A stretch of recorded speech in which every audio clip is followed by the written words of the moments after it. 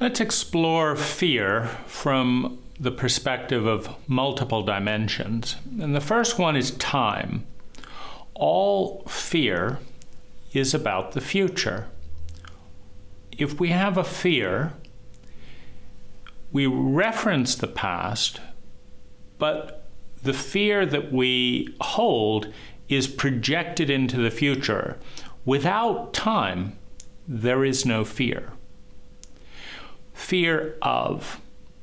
All fear is of a memory repeating itself. So, first of all, there has to be a memory that is painful. When we have a painful memory in the past, there is a precedent that allows us to project that pain into the future. All fear is of memories repeating themselves, specifically painful memories. The role. The role of fear from an evolutionary perspective is survival. All fear aims to increase our odds of survival.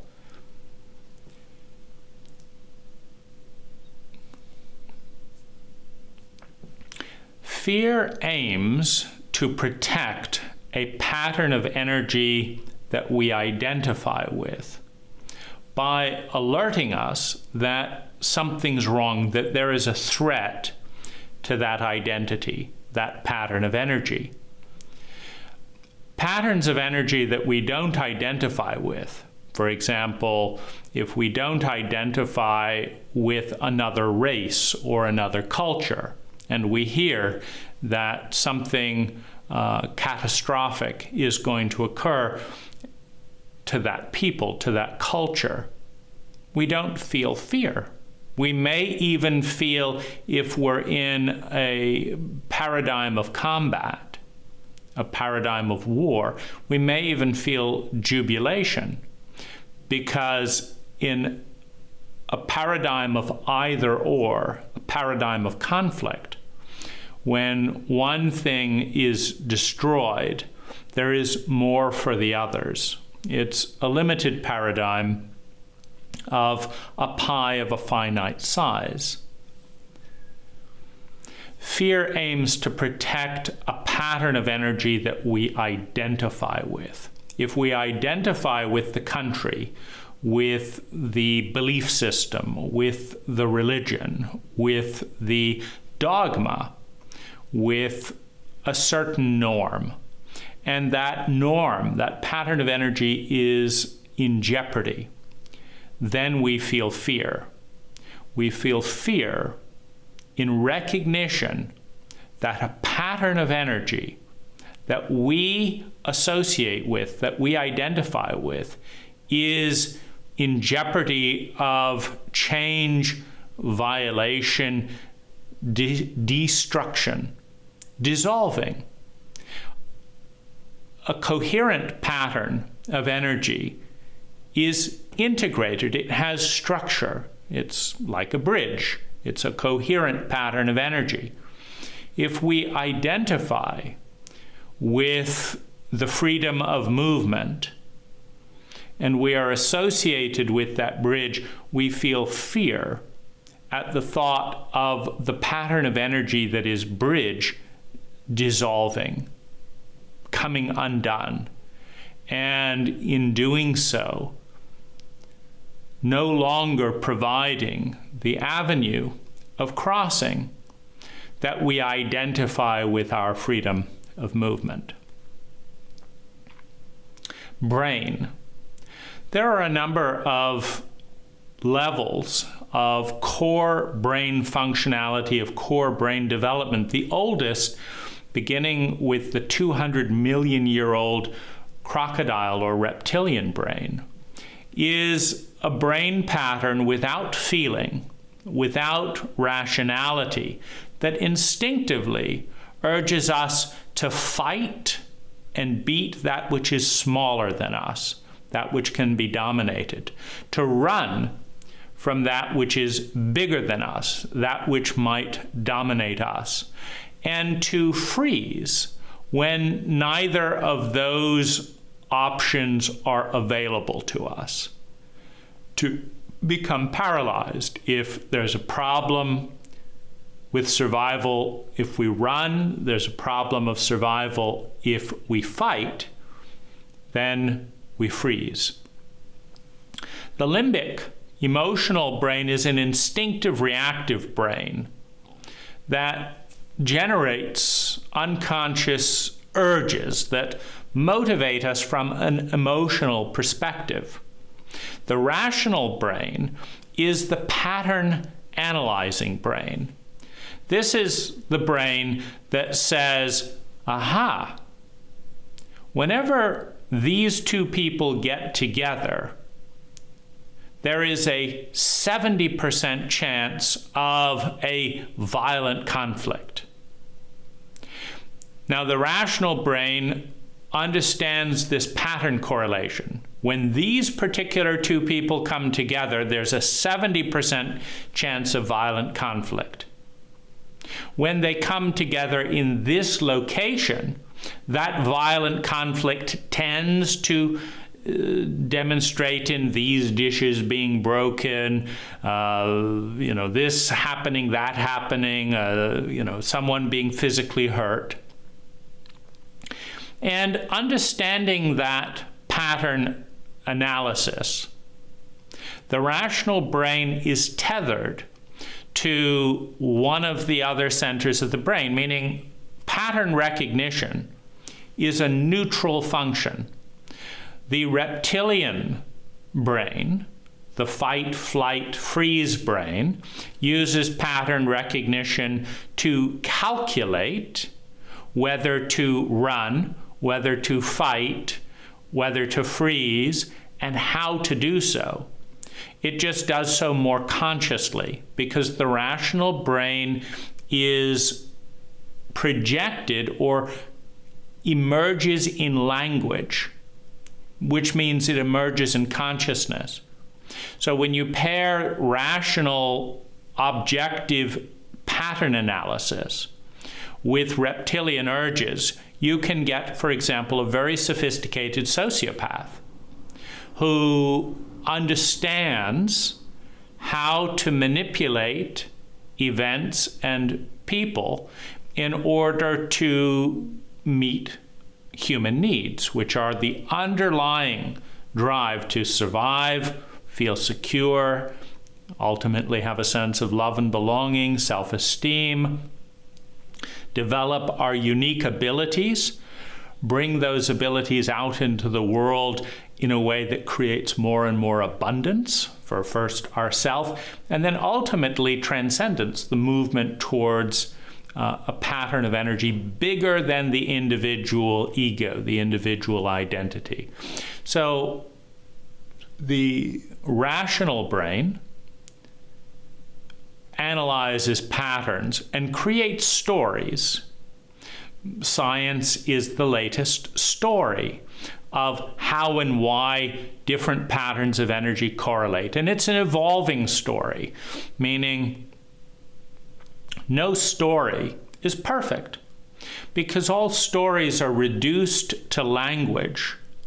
And if you look at language as a pixel on an 8K screen, and 8K means 8,000 different pixels creating the image. It's a set of distinctions.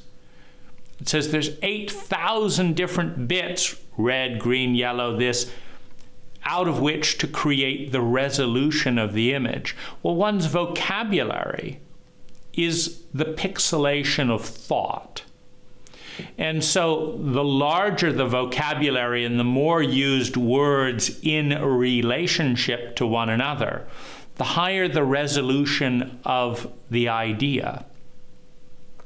And so when you take something into language, you take it into the resolution, the level of clarity with which something is held, with which something can be grasped consciously. And so one can evaluate the different dimensions of fight, flight, freeze, and probable trajectories, etc. One can do so sociopathically, meaning without awareness of feelings, without awareness of impact, from a paradigm of myopia or isolation. Because the isolated individual, the individual that does not have any association with the planet, with the family, with the partner, with the other drivers on the road, with the other players in a financial system, with the other players in a game, with the other members of a cult or culture. The person who identifies singularly as completely distinct from all other exchanges of energy is sociopathic by definition. It's the way a crocodile thinks. A crocodile that is approaching a couple doesn't think empathically, or even futuristically. It doesn't say, let me attack one of these couples.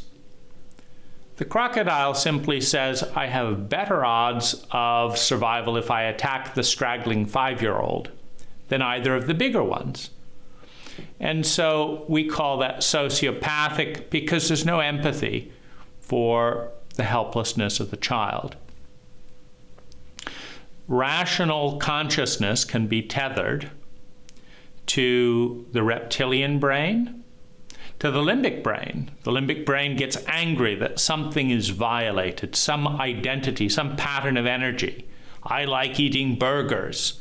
You took my place in line.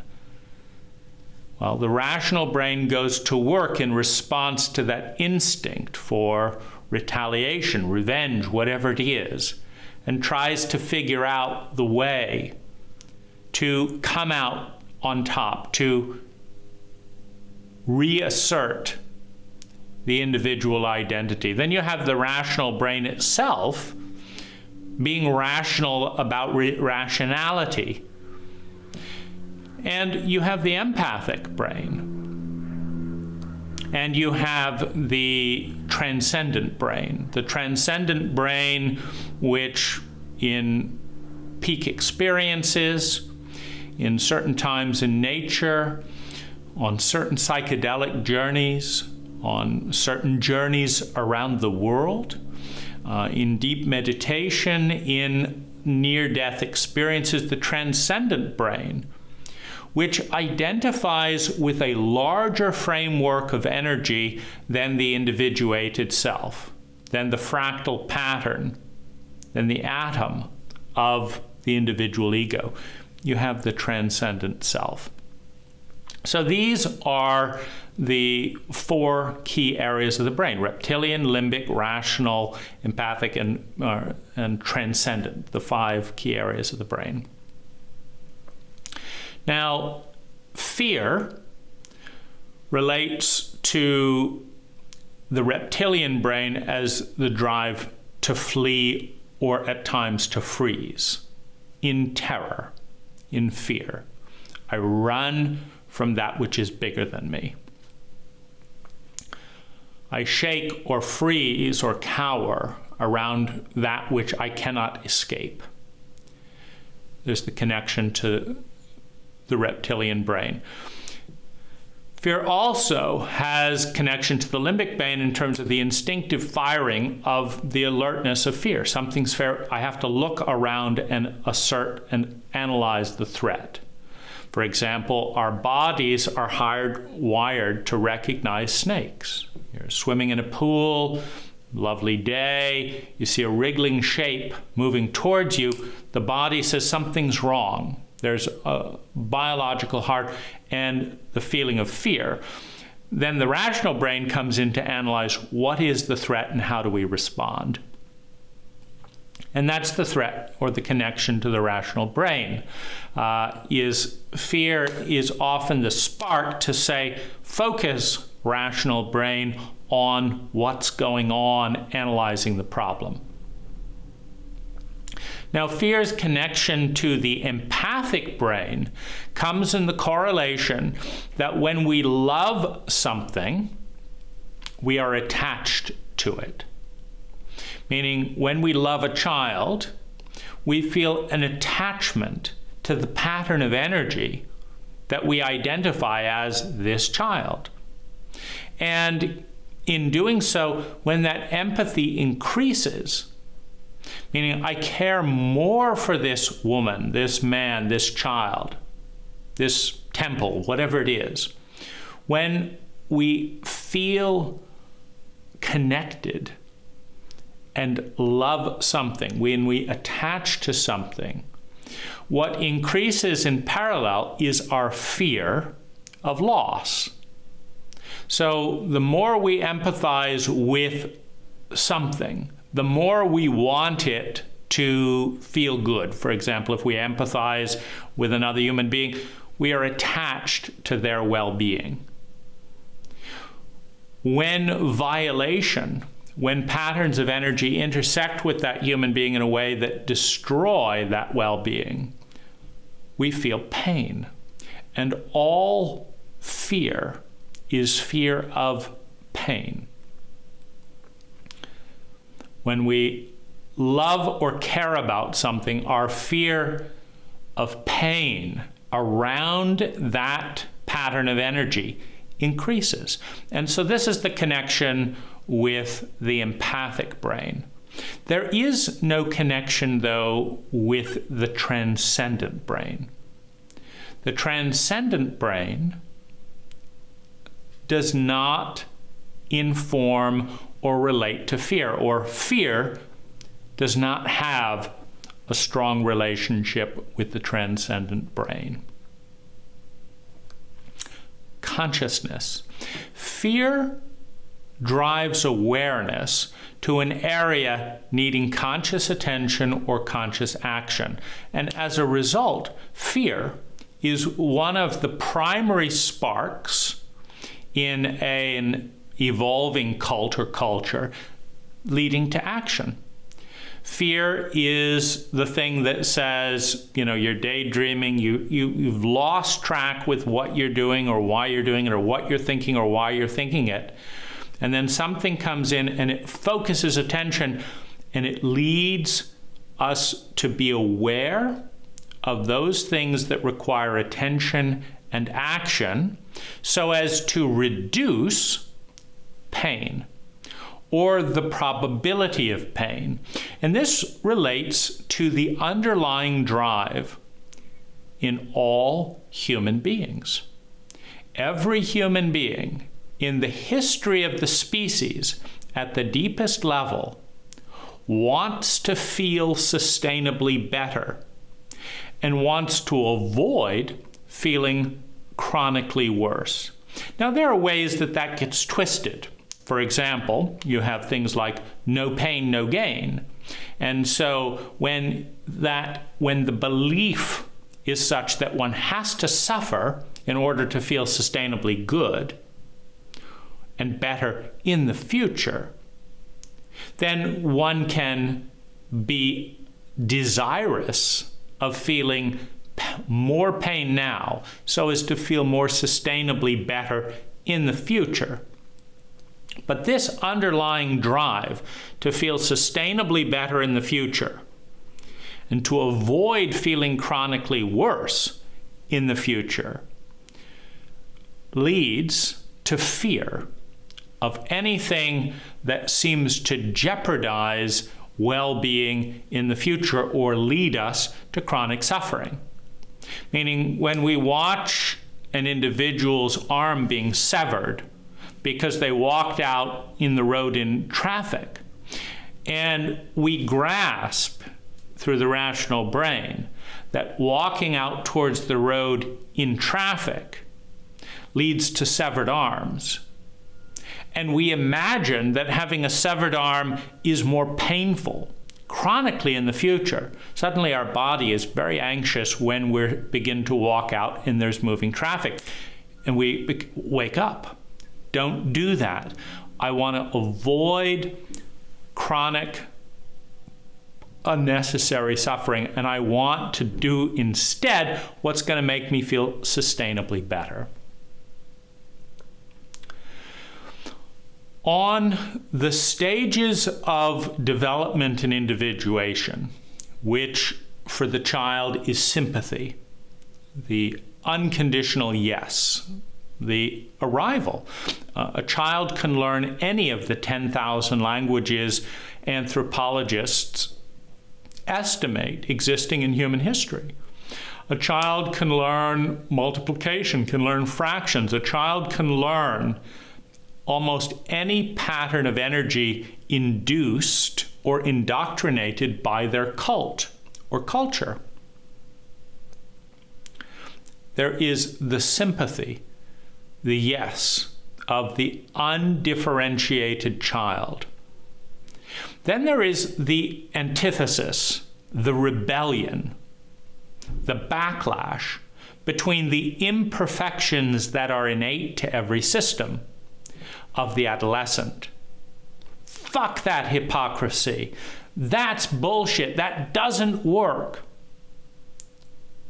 Why does Jesus do this? If Jesus loves me, why did he just let my sister die? If you're so concerned about being honest, Mom and Dad, why did you just lie to the police officer? If adults and good Christians are supposed to be this, then why did you molest that girl? Why didn't you report that accident and stand up for that African American?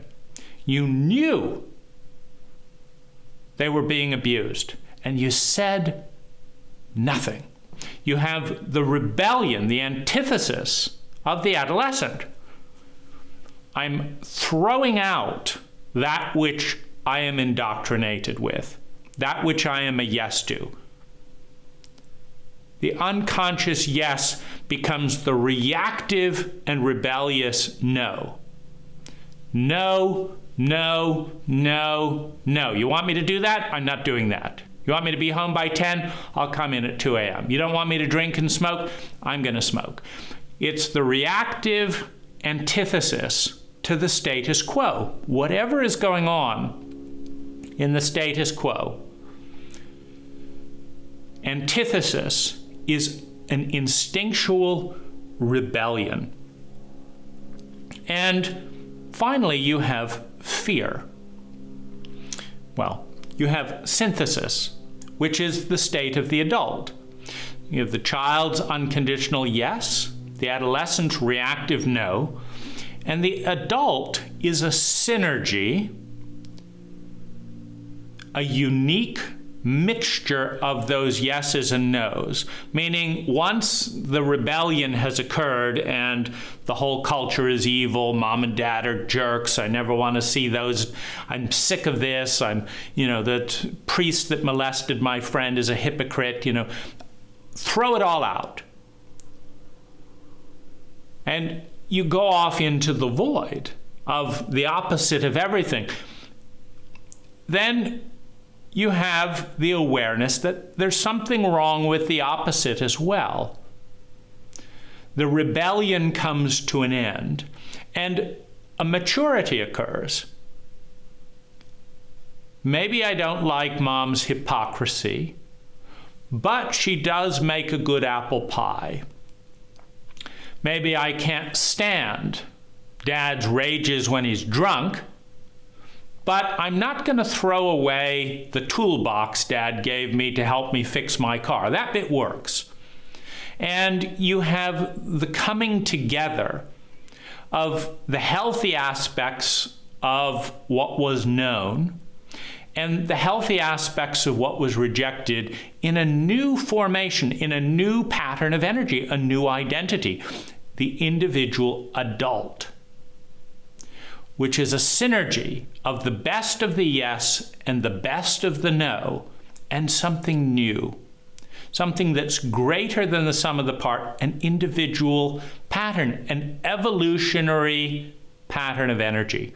Well, fear exists in that antipathy, in that rebellion of the system, which is a very global rebellion. Rebellion of the past, rebellion of the culture, rebellion of the parents, rebellion of the stated deity, the stated cult. There's a sense of loneliness. There's a sense of isolation. And one of the mathematical problems with isolation, with the place of the rebel, is they don't belong. There's a great fragility in throwing it all out. It's a necessary stage in maturity, but fear is predominantly in that, to some extent, the child that's saying yes to everything, the little girl that's accepting daddy's groping her, daddy's doing this, dad's saying, don't tell mom this. The little girl, there's fear there. It's like, I don't have anything else. I'm a yes because that's where my state of development is, but there's pain. There's some fear in the yes to a destructive system. In the adolescent, there's fear of what happens when I'm all alone. Because so many authority figures, when the adolescent stage occurs, says, you're never coming home. If you leave this door now, if you don't do what we tell you to do, because we tell you to do it, that's it. You're never coming back. You're on your own. You're going to be on the street. You're not getting any inheritance. You agree to unquestionably obey the authority, or your future, your survival is in jeopardy. So you have a lot of fear in the state of antithesis and rebellion. This leads to passive aggressive energy. I don't dare to openly rebel against such an extreme system, where if I have one independent thought on my own, if I have one friend of the opposite race or whatever it is that is polarized, in my cult's dogmas, in my family's bigotry, in my family's taboos, if I cross his line, I can never come back. So you have passive aggressive rebellion. I rebel in secret. I go to this website, I do this, but in secret, because I'm not strong enough yet to fully, openly rebel, which takes a level of maturity. It takes a level of mass. It takes a level of safety to have an open conflict with another human being, with another group, with a family, with a cult. Say, I don't accept this. I don't like these locker room jokes. I don't like the secret racism. Will I be thrown out of the cult for my rebellion, for my differentiation? Now, nature, by the way, loves distinction.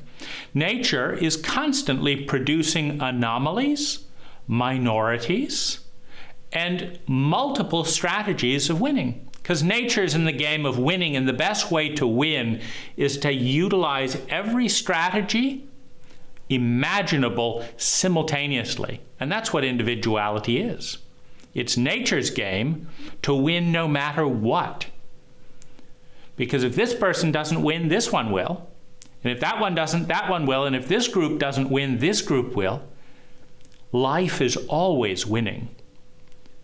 Because life wins no matter which part of life succeeds. It's a wonderful way to play a game to win. Do every strategy simultaneously on multiple species in multiple locations across the multiverse and see which one wins. One of them's bound to. Many of them are bound to. And so life continues. But fear is in the antithesis. In the adult state of synthesis, fear decreases because it's not as dangerous to survival as the unconditional yes, and it's not as dangerous to survival as the reactive and unconditional rebellion. It is a synthesis in which certain things are accepted but are not ideal. Other things are rejected completely. Other things are a yes. There's a measured consciousness, and with that comes a reduction in fear and an emergence of the adult. The greatest fear. The greatest fear is pain. It is really the only fear. All fear is predicated by pain. So really what we're asking is, what is the greatest pain? And we have to understand what pain is. Pain is a separation from and a longing for something. So this can occur physically, emotionally, financially. For example, if you long to be a millionaire and you are instead declaring bankruptcy, you're in financial pain. You're separate from what you long for. If you long for the monetary system to collapse and you're declaring bankruptcy, there's no pain there, there's celebration, because you long for the system to collapse. You're in your adolescent state of, fuck capitalism, and you want that system to collapse. So there's no pain around bankruptcy or being penniless. There could be superiority, there could be any number of things. But if you long to be a millionaire and your debt levels are increasing and you're going towards bankruptcy and you're in pain. You're in financial pain, you're in emotional pain around that longing. If you long to be close to someone, and every time you take action to get closer, they move away or attack you more, you're in pain. You're in pain because you don't know how to do it. You're in pain because you want to be close, but you're further away. There's a gap that's very large between what you desire and the underlying reality. And that gap is measured in pain. If you want to survive, but the cornerstones of your survival are slipping away. I want to live, but now my right foot is hurting. Now my left knee is broken. Now my my finances are plummeting. Now my friends are leaving me because they don't want to be around a loser, a cult dogma. I want to live. But the cornerstones of my life are receding. They're slipping away. They're eroding. I'm in pain. There's a gap.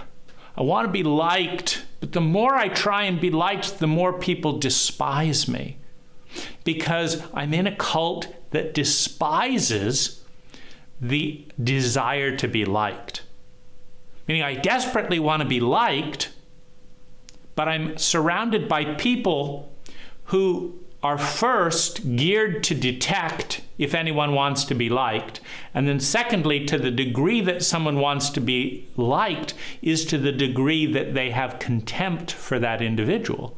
And I want to be liked. And the more I try and be liked, the more contempt is directed at me. I feel pain. I feel lonely. I want to be seen. The more I try and talk about these things, the less anyone wants to listen. I'm in pain. There's a gap, and it's growing. I'm terrified of that gap, the growing divergence between what I long for and the underlying reality. Or I take drugs because I want to feel good. And I feel good, but now I feel even worse. And I feel good, now I feel even worse. I'm in pain.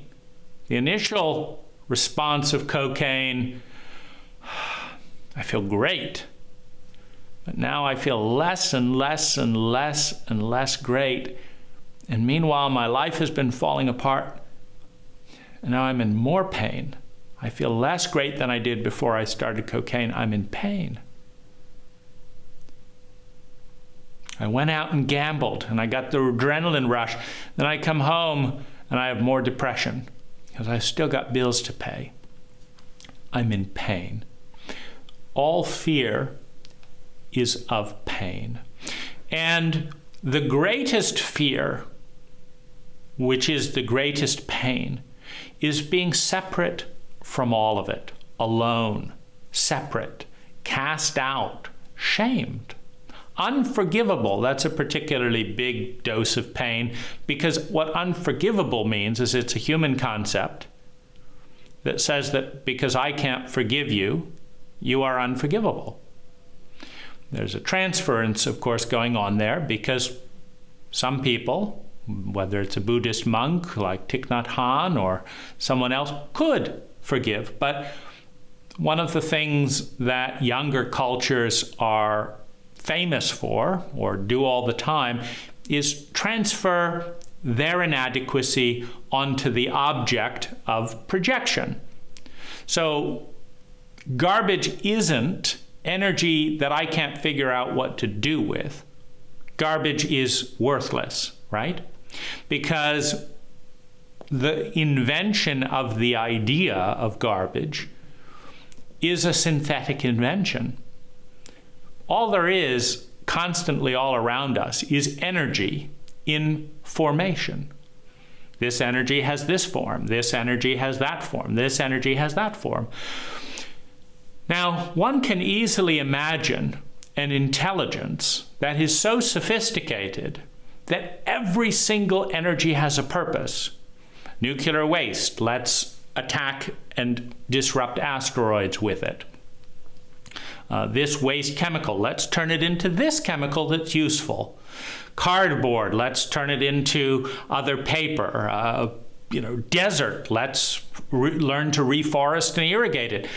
In other words, with enough imagination and creativity, there is no pattern of energy that is not useful. Someone is violent. Let's learn from that person how they became violent, why they're stuck in a pattern of violation, and what kind of culture produced that, and change the culture and not produce violent, abusive parents or violent, abusive offenders. What if we learned from the people we are afraid of? But that takes imagination, that takes maturity, that takes intelligence. So rather than do that, which we don't know how to do, let's just call those bad people. Let's just call all these things garbage. Let's just call all that useless. And now my inadequacy to imagine, to incorporate information, does not have to be visible, because I've taken my inadequacy and transferred it onto energy in a pattern of formation that I don't know what to do with. I don't want this compost in my house, so it's garbage, throw it out. And the city doesn't know what to do with it, so haul it off to a big pit in the ground. And then we'll just throw it away because it's garbage. Whereas someone else might look at that and say, wow, nutrients, nitrogen, fertilizer, wow, we have depleted soils over here. We need that. That's not garbage. That is rich organic matter. So garbage is synthetic. Now, we do the same thing with human beings. I don't know what to do with you, and I don't know what to do with not knowing what to do. So I'm going to just call you a bad person. Now all I have to do is avoid all the people I don't know what to do with.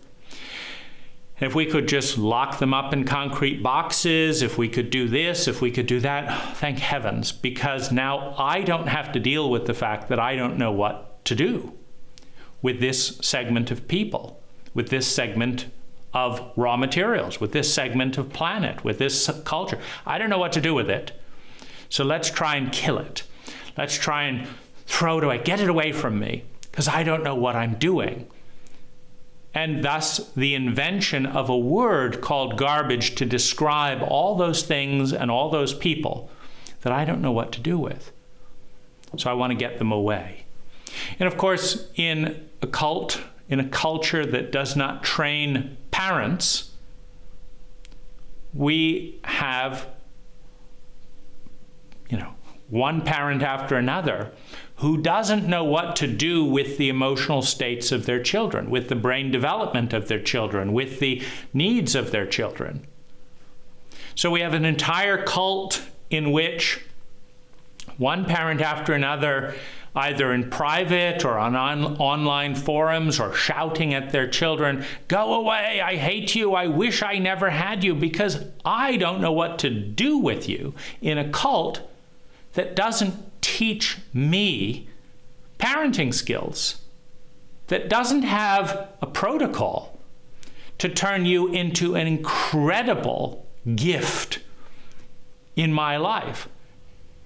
And because I feel ashamed, because I feel inadequate, not knowing how to be a good parent, I just wish you would go away.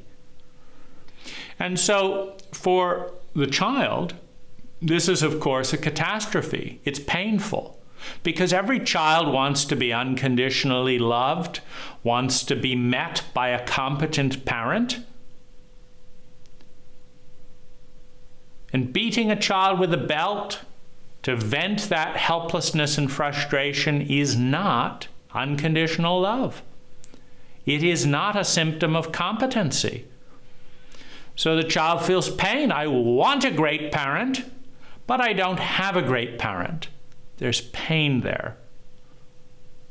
I want to be hugged when I come home by someone who won't judge me, and instead I'm completely ignored and left to play video games.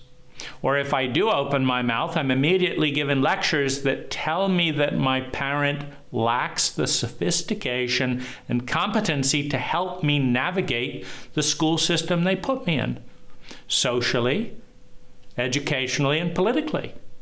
They have not grasped, and they don't want to take the time to grasp the politics of my peers, which means that I'm stuck saying nothing and muddling through, or opening my mouth and being judged for my parents' political incompetency. And I don't want either. I'm in pain. I want a good friend who knows how to navigate this minefield that's high school. I don't want some platitude that makes my mom feel better. I'm in pain. So the greatest fear is of being alone, separate, cast out, shamed, unforgivable, meaning surrounded by people who will not and because they cannot forgive, lonely, unwanted, hated, blamed, despised, separate. No one has a use for me. No one's happy to see me. I'm all alone. Now, this creates a massive crisis in the hierarchy of human needs, which begin with survival. How can you survive if you're all alone? Your odds go way down. Take any random individual and stick them out on some island with zero contact, no books to read, nothing. Their odds of survival plummet. Integrate someone. The mathematics of survival say that synergy offers the best chance of survival, which means if you're welcome with your peers in your group, you've got a better chance of survival than if you're completely isolated. So the greatest pain is of isolation, is of being cast out. Now, this is mental isolation. Your thoughts are not welcome. Your thoughts are taboo. Your thoughts are cast out. It's emotional isolation. What you're actually feeling is not welcome here. The way you are feeling is not welcome here. The way you are feeling is cast out, is shamed, is unwanted. your paradigm, your feelings, your beliefs. Your attitudes are not wanted. They're beaten, they're shamed, they're traumatized. Your desires are viewed as hideous or unspeakable or unforgivable or whatever. They are cast out as well. To be separate, cast out of the economic system. You know, they take away your driver's license. Now you can't navigate. They put you in a concrete box. Now you can't live your life, your freedom, your desire freedom. You have none. You're in pain. The greatest fear is fear of the greatest pain. The greatest pain is of being alone, lonely, cast out, unwanted, and unloved forever, and classified as unforgivable, unredeemable. That is the greatest pain. And so it is our greatest fear. Love. Love equals the fear of loss. Now, we've talked about the child, and the child's form of love is attachment. So the child's greatest fear is of losing secure attachment with the person that they are pegging their survival on. Now, it's important to understand that an infant will not survive without a secure attachment to a healthy parent. They just won't. 2-year-old, throw them out in an island, leave them in the ocean, they're dead in a matter of hours. Which is why the child's form of love is attachment. I need you.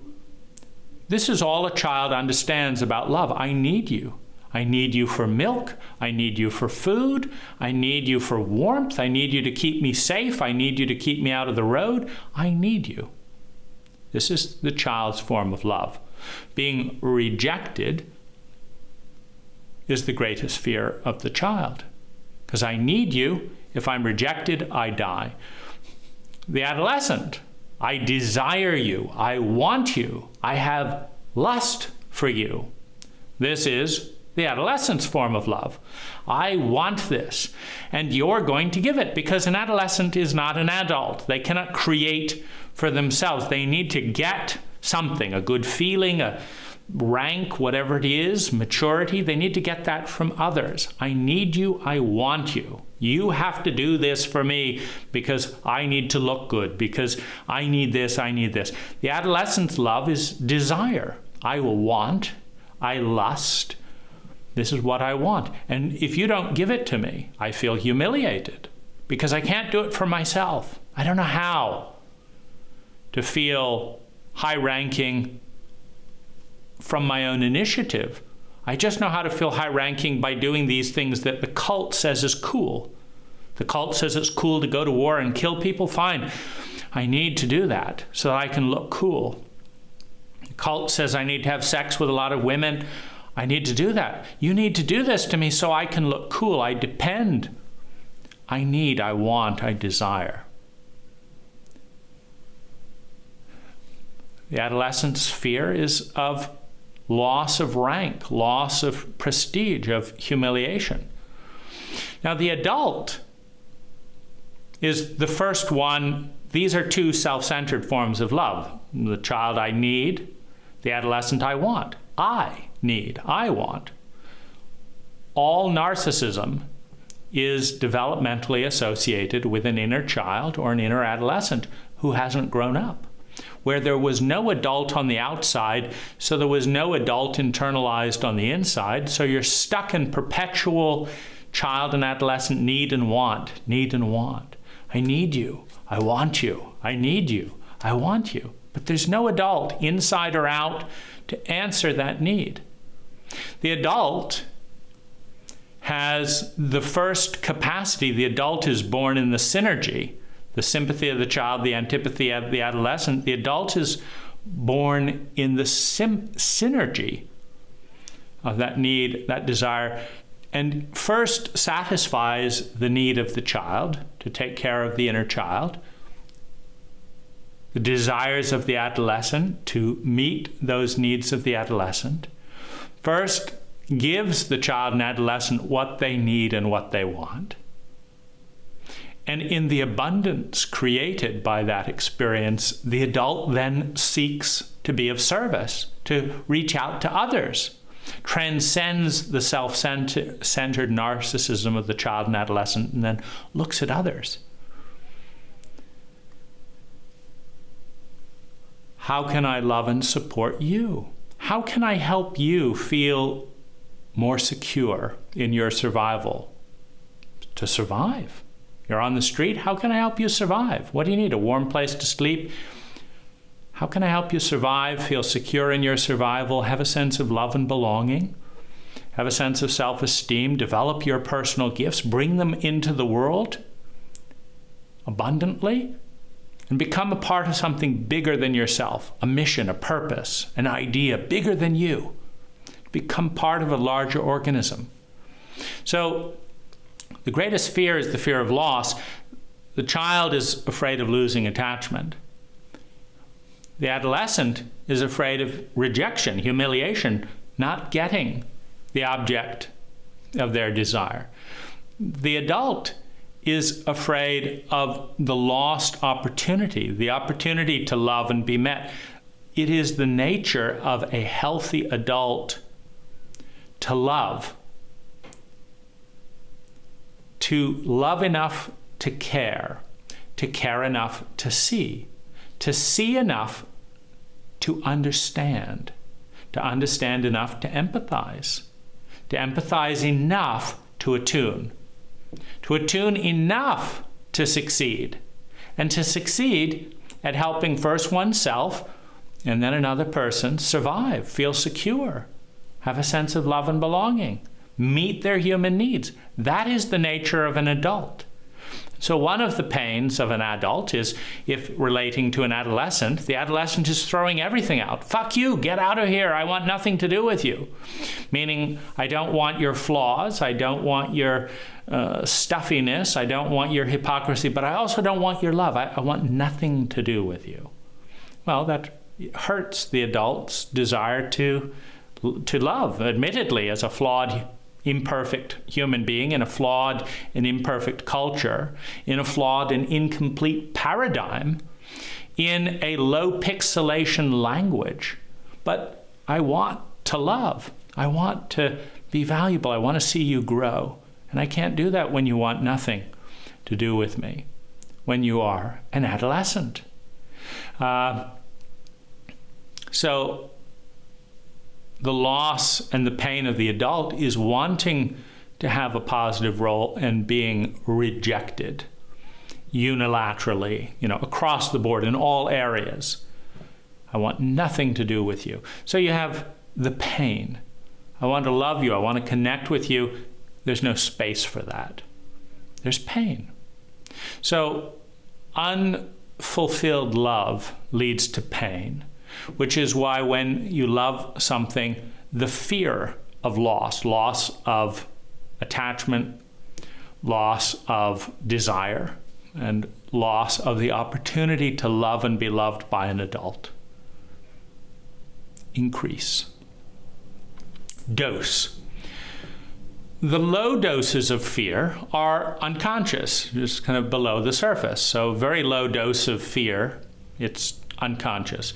When you have a medium dose of fear, you can recognize it without going into reaction and panic, etc. You can take action. So a medium dose of fear equals intelligence and action. A high dose of fear, however, equals paralysis.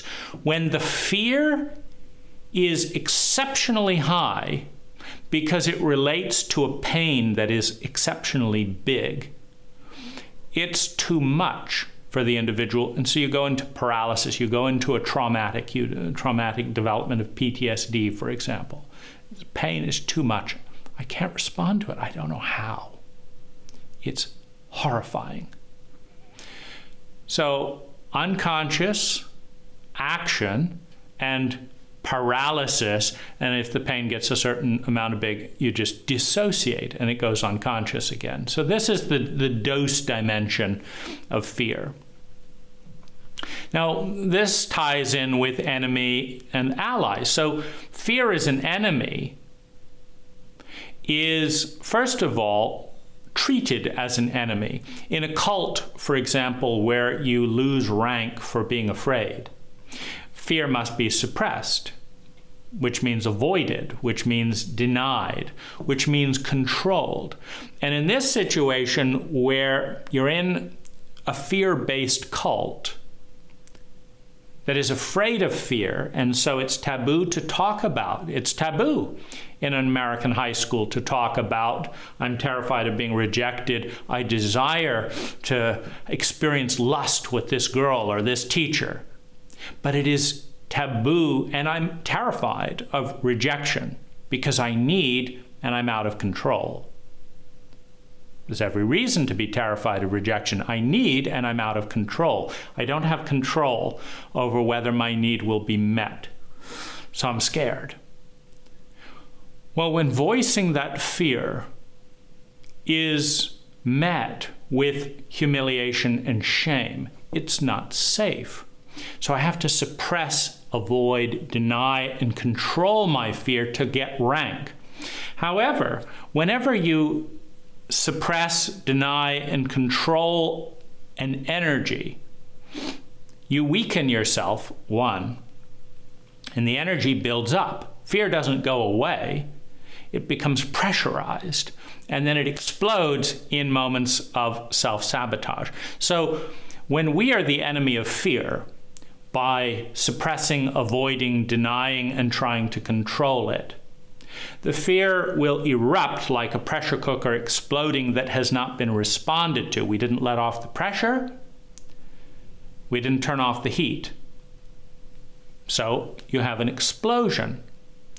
This explosion can destroy the body, it can destroy relationships, etc. When we treat fear as the enemy, fear becomes our enemy in the consequences of treating it like an enemy, suppressing, avoiding, denial, control, and sabotage.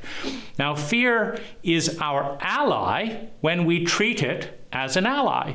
For example, treating fear as a teacher. Oh, I'm scared. There must be something that's threatening my survival. There must be a pain that's being revealed. Fear is my teacher. Fear is a messenger of that pain. Thank you for coming. Let's see what we can do. A guide to better action and better thoughts that lead to better actions. So when fear is embraced as an ally, it becomes an ally, like so many things in life.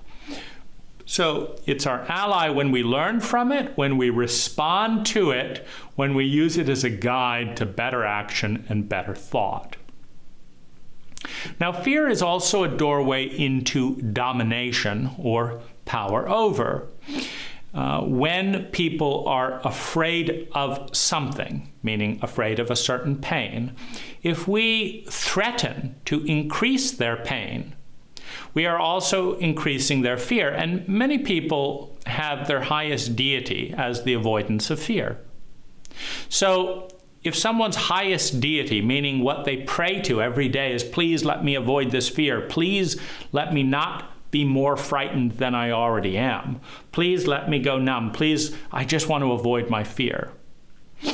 That's my number one prayer in what I do, what I say, what I think. It's my identity, avoiding and trying to control fear.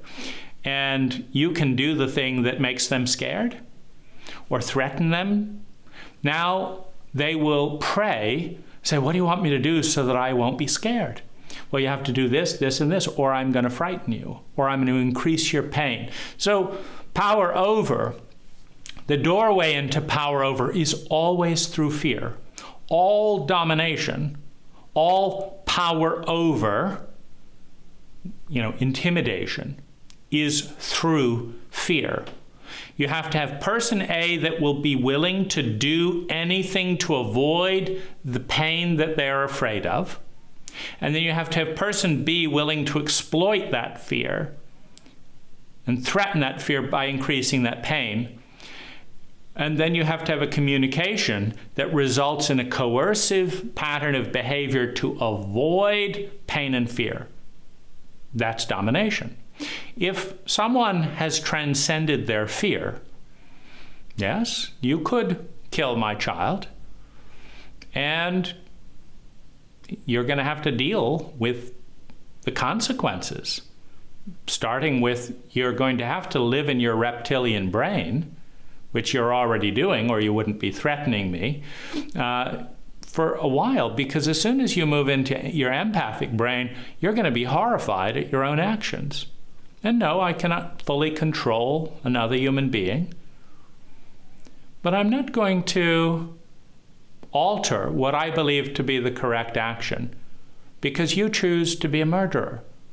And I will grieve the loss of my child if you kill them. But let there be no illusions here. I'm not killing my child. You are, because you think it'll give you what you want. And I don't want to train you in that. I don't want to teach you to be a murderer to get what you need. The real medicine is that you don't really need what you're killing a child to get. You'd probably be better off dying if it really is that severe than killing an innocent child. Life is not that precious. What about dignity? Isn't that something more important? And so you have no manipulation without fear. You have no intimidation without fear.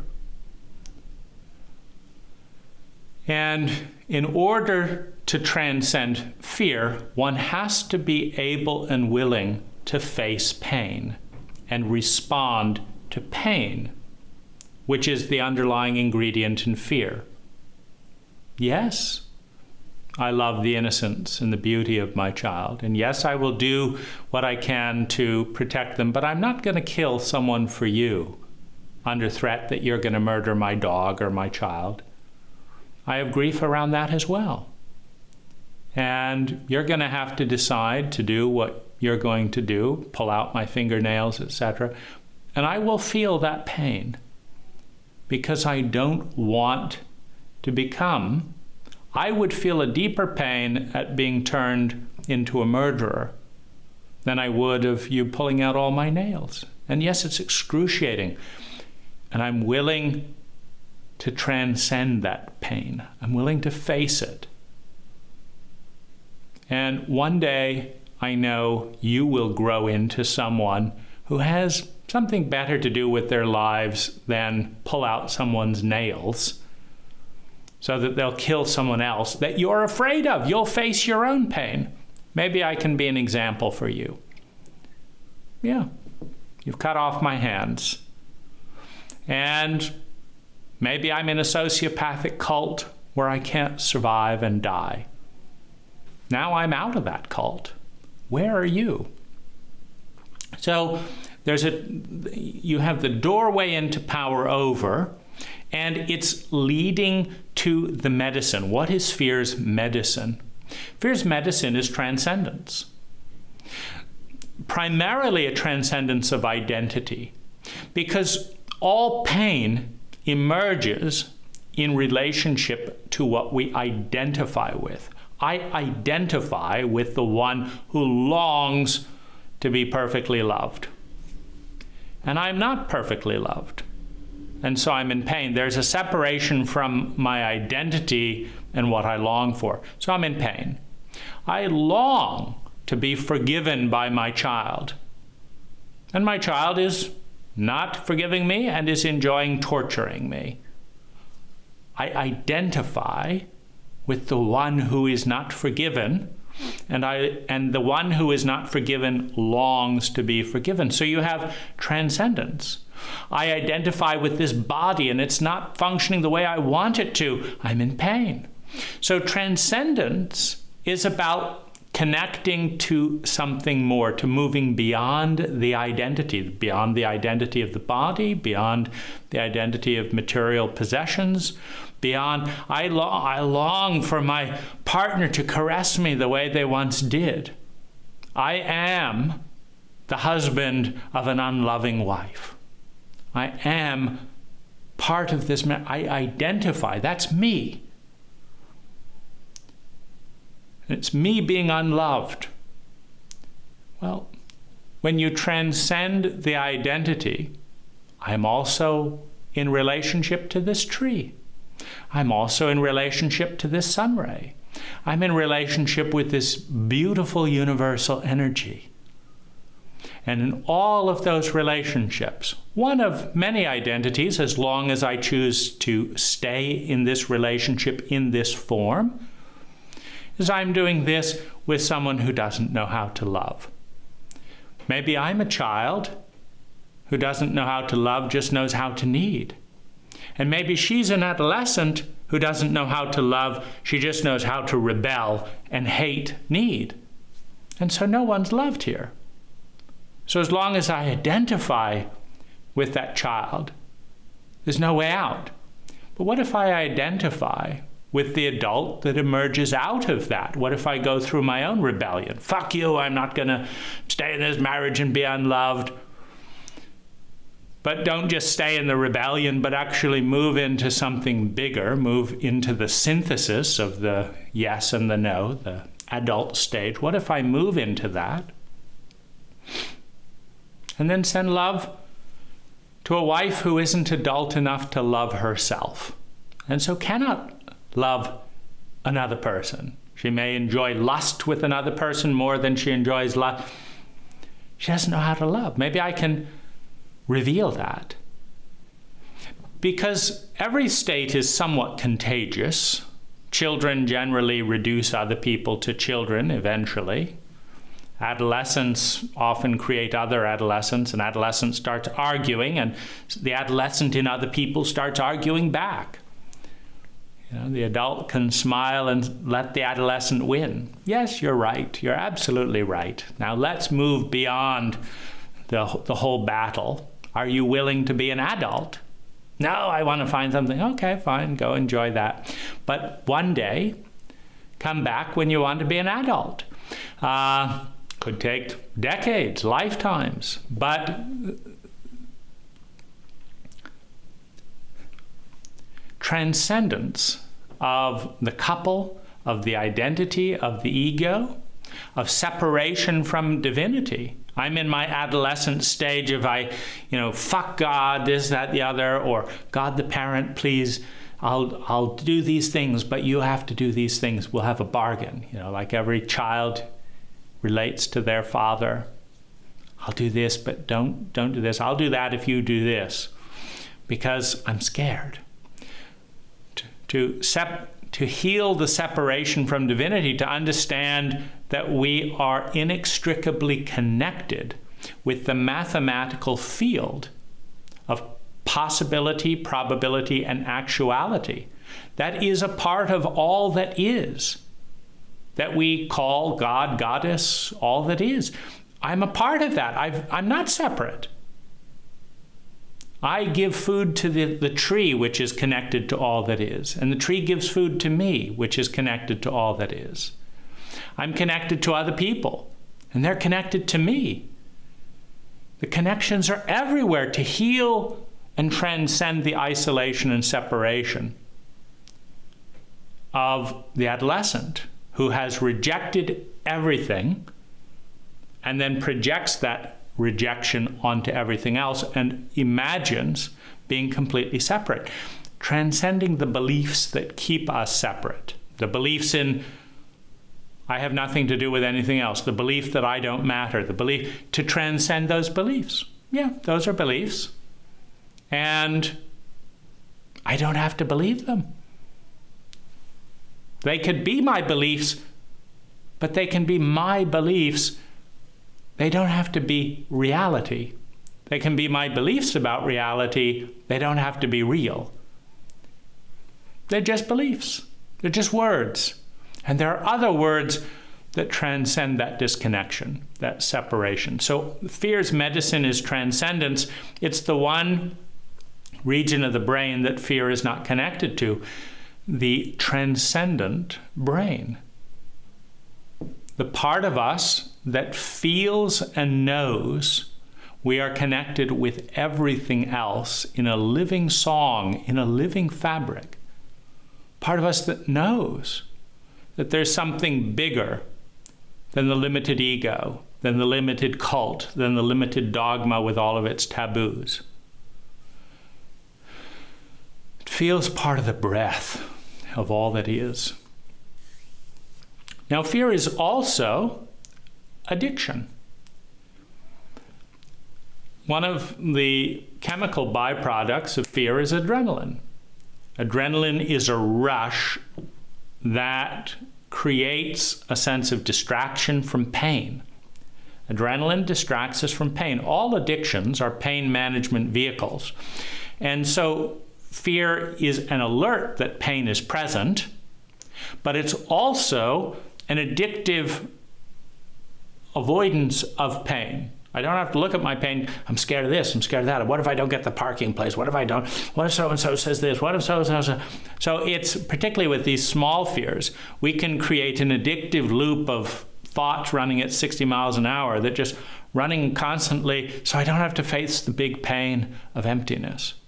I don't want to feel this pain, so what if that car drives in front of me? What if they're going to cut me off? So fear is an addiction, where every time the adrenaline goes down, oh gosh, I need something to hit me. And you kind of a restart button to fight fatigue, the fatigue of lost adrenaline. Addictions, of course, lead to damage to the body, and addictive fear leads to a fearful reality, because just like fear can be a teacher to turn around and come back, addictive fear tends to create that which is fearful. We don't learn from it. We don't wake up and let fear be the teacher. We believe the fear. I believe they're out to get me, so I'm not going to have any friends. And because I don't have any friends when I need help, all those people aren't there for me. See, they're not my friends, I believe. So I create the fear out of an addiction. Now, fear is also an identity, meaning when fear is a messenger or a teacher and just shows up and says, oh, there's something to be scared of there, let's deal with it. It's not an identity. I am a being that has some fear. But when that fear becomes an addiction or quite pervasive and we feel uncomfortable not knowing who we are, we say, I am fear. I am my fears. I am a person who is a fearful person. And there again, we create a fearful reality to match the identity. I am this person in this state of fear. I'm afraid of this, I'm afraid of that, I'm afraid of this, I'm afraid of that, I'm afraid of this, I'm afraid of that, I'm afraid of this, and I'm afraid of that. And it just goes on endlessly. I am the one who is scared. So who am I? Where am I? What am I afraid of? Okay, now I could be afraid of that. What if so-and-so is saying this at this very moment? What if this? And so when fear becomes an identity and an addiction, it becomes a factory that produces more and more things to be afraid of, which sustains the identity, which creates continual problems. Because when you project something out on reality, for example, our cult is afraid of strangers. And a lot of that fear of strangers is of strange men, right? So if a man wants to play with an American child in a park, they're probably an axe murderer, right? And so what we do is we isolate our men. We communicate in a way that projects out, you're an axe murderer, you're an axe murderer, even though there's one axe murderer in 100,000. That constant projection leads to isolation. Isolation leads to disintegration, leads to a lack of social skills, leads to men acting out more, which then fuels the fear. But it's a lot of it is fear creating the reality rather than reflecting reality.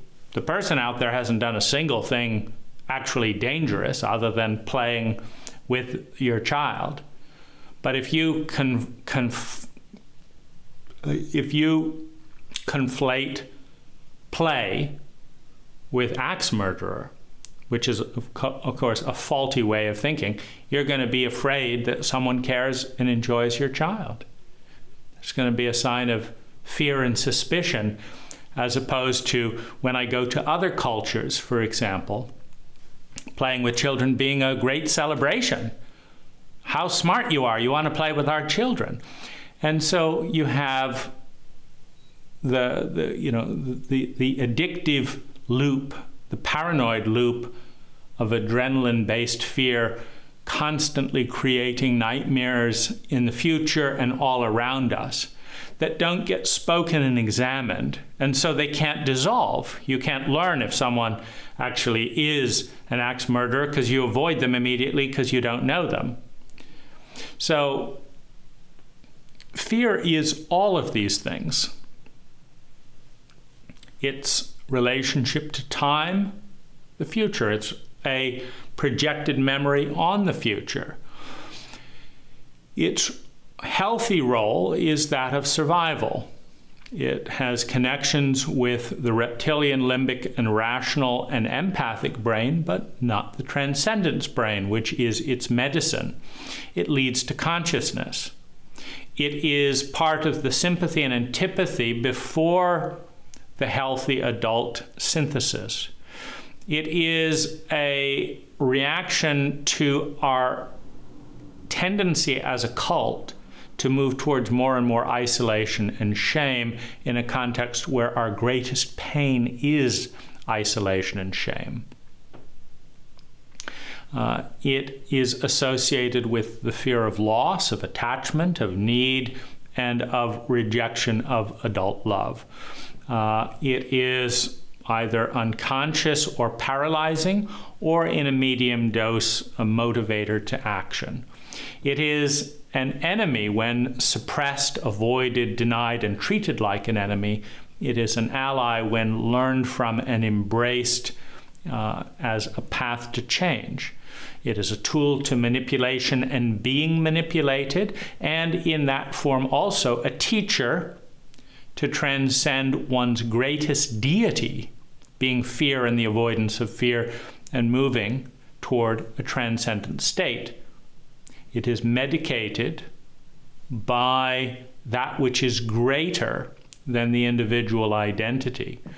It is an addiction, and it can become a fear-based identity, where every time we feel uncertain of who we are, we look to what we are afraid of to ground ourselves and reaffirm, I am the one who is scared.